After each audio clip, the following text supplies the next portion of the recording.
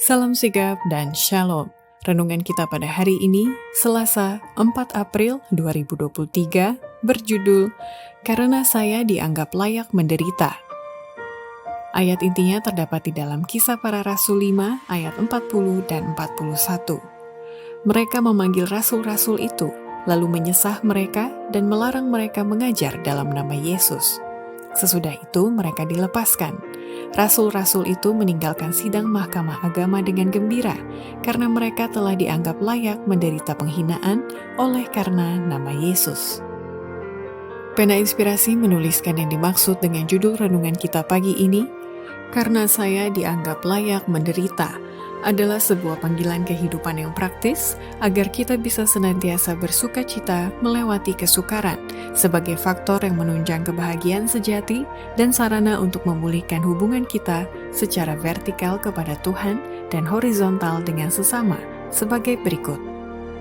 Pertama, karena saya dianggap layak menderita seperti dialami Paulus dan para rasul, maka saya perlu menganggap penderitaan itu sebagai sarana Allah untuk memurnikan dan menyucikan saya agar bertumbuh sesuai dengan kehendak surga. Penderitaan, beban, godaan, pertentangan, dan berbagai ujian yang kita alami itu adalah sarana Allah untuk memurnikan kita, menyucikan kita, dan melayakkan kita untuk lumbuh semawi.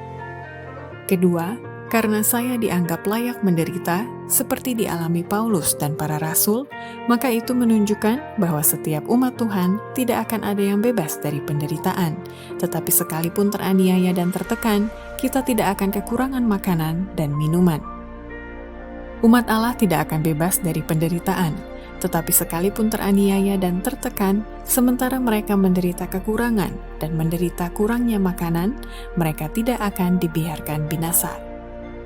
Ketiga, karena saya dianggap layak menderita seperti dialami Paulus dan para rasul, maka itu kita harus yakin bahwa Dia tidak membiarkan kesusahan menimpa anggota gerejanya, tetapi semua itu terjadi demi pemurnian dan kebaikan saya. Kasih Allah terhadap gerejanya tidak terbatas. Pemeliharaannya atas pusakanya tidak pernah berhenti. Ia tidak membiarkan kesusahan menimpa gereja kecuali yang diperlukan demi pemurniannya, demi kebaikannya untuk masa sekarang dan selama-lamanya. Keempat, karena saya dianggap layak menderita seperti dialami Paulus dan para rasul, maka itu saya perlu memelihara iman agar tidak loyo walaupun dicobai dengan hebat. Masa kesukaran dan penderitaan di hadapan kita menuntut suatu iman agar dapat menahan keletihan, kelambatan, dan kelaparan. Iman yang tidak akan loyo walaupun dicobai dengan hebat. Kelima, karena saya dianggap layak menderita seperti dialami Paulus dan para rasul, maka saya harus melatih diri dan mempersiapkan mental yang kuat pada masa kesusahan itu tiba.